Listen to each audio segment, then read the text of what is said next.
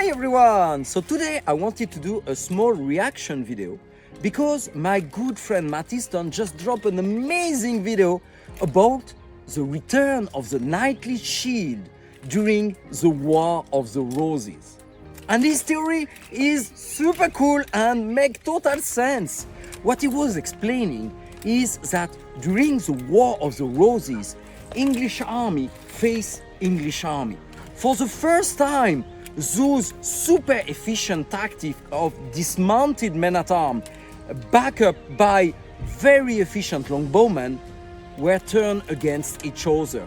And when you are facing an English army that can drop on you like literally tons and tons of arrows in a matter of a few minutes, you really appreciate when you can put something big and very protective in front of you.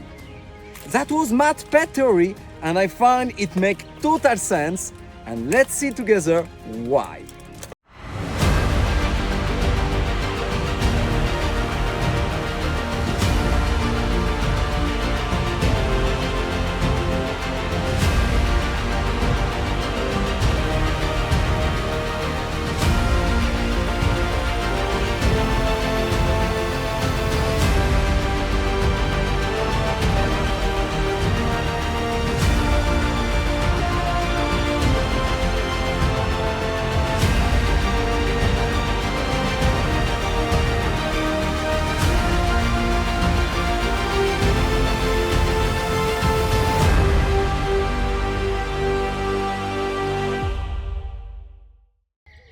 So, like we were explaining, Matt's theory is that to face the arrow storm, the English men-at-arms and knight had to use a shield again.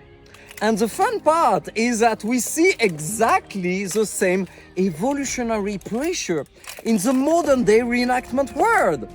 Here on the continent, in France and Belgium, things are a little bit different than the usual British battlefield.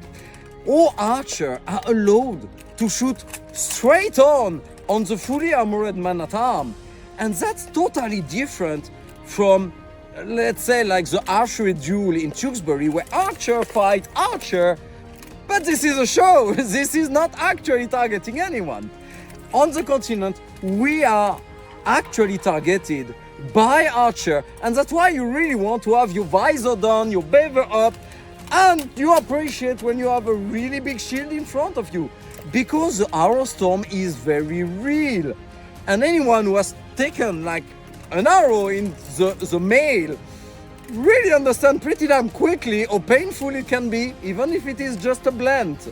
So you do use a shield to protect yourself.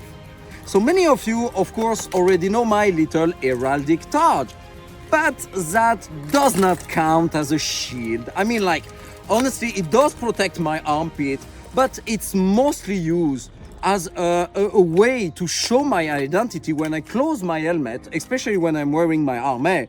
I close my helmet, and my guys, my men-at-arms, my couturier, and my opponent need to know who I am. So that's the main purpose of those little heraldic shield.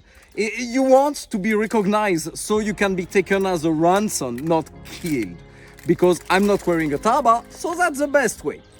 But if we go back to actual shield, many of you that know me for many years remember that I use a triangular Easter shield, knightly shield, the usual shape, the usual size, for many years.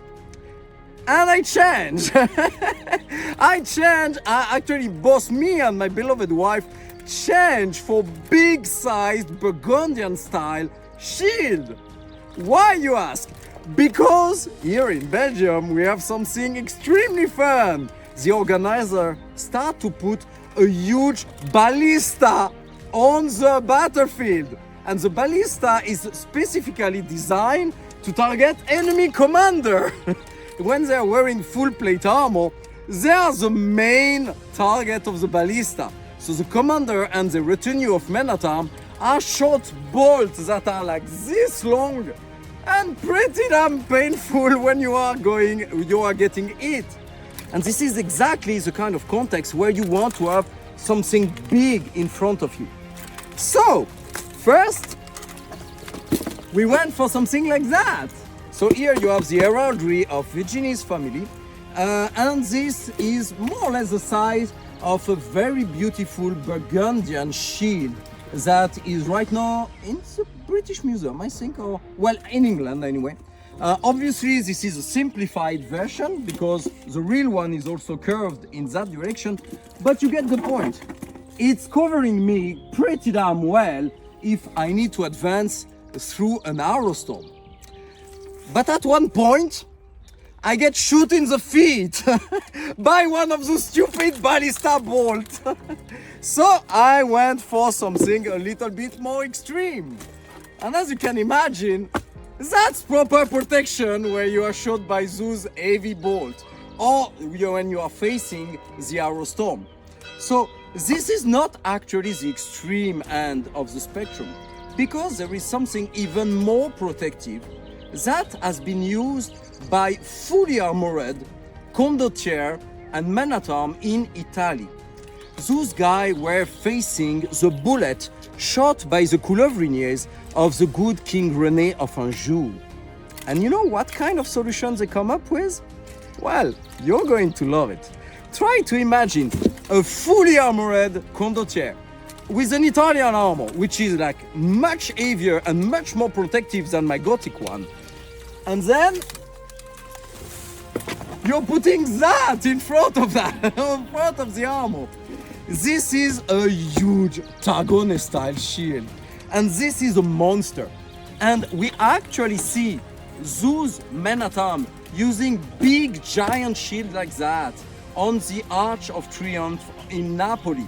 Those are the soldiers that face King René of Anjou, and they were fearing the bullet of its coulevrinier. So is it a coincidence that they were sometimes using this big kind of shield? What do you think, honestly? If you were wearing armor, but you know that every single projectile is going to hurt, even if your armor stop it, it is going to hurt. Would you carry a shield? That was my little reaction video to Matt Easton amazing video. I hope you loved it. I will put the link in the description for Matt Easton video, and we will come back on that topic later with more example of French and Burgundian knights stopping arrow, stopping bullet, or sometimes even stopping very much heavier projectile with their shield. So stay tuned and see you soon for more armor fun and more armor video. Take care, guys. Stay safe.